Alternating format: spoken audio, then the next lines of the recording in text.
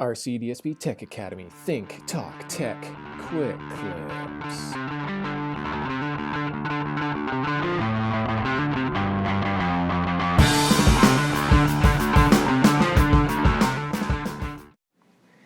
In this video, we will look at how to place a title on hold and what some of the features are when you are on the waiting list for a book. So the first thing I've done is log into OverDrive, and I'm simply going to search for a title that I know I would like to read. I know I want to read this book, but as I can see right here, the book is gray, which means it's unavailable. When I scroll over it, right up here at the top, it says place a hold. Also, if I go to the more detailed page of the book, I have an option to place a hold right here. If I want to confirm that this is the book that I want to be on hold for, I can read a sample of the book, and that sample opens up at chapter 1, and I can read the first few pages of the book. I can also read a description of the book, which is basically the same as reading the back cover of the book. I'm going to place a hold. And the very first time you go to place a hold, it's going to ask for your birthday. And here you need to provide the month, day, and year that you were born. The reason OverDrive wants to know this is it needs to know if you are over or under 13 years old. If you are over 13 years old, it will ask you for an email address so it can send you notifications when that book becomes available. If you are under 13 years old, you will still receive notifications, but not through email.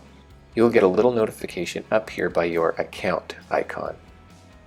So I'm going to go ahead and put in my birthday and press submit. At this point, because I'm over 13 years old, it's going to ask for my email address. And I can just use my RCDSB provided Google email address. And finally at the bottom, I have the checkbox here to automatically borrow this title when it becomes available.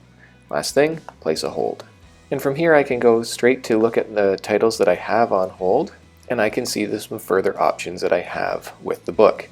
Currently, auto checkout is on, so when that book comes back, I will be the next person to get it.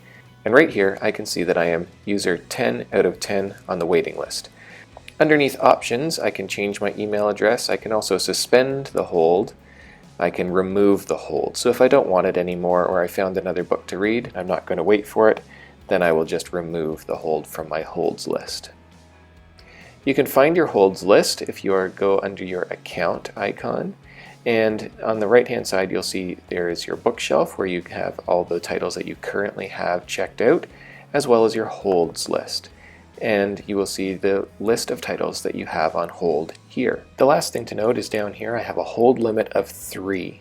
Right now I have 1 title on hold, so I can be waiting for up to 3 titles at a time while other users have them checked out. Now that I have placed 1 title on hold and I have submitted my birthday to OverDrive, if I do a search for another book, I will be able to put that book directly on hold without having to submit my birthday again. I simply have to confirm that the information that I have in here is correct and that I want to automatically borrow the title when it becomes available. Then I will place the hold. From here again, I can continue browsing or go back to view my books on hold, and I can see now that I am waiting for these 2 books.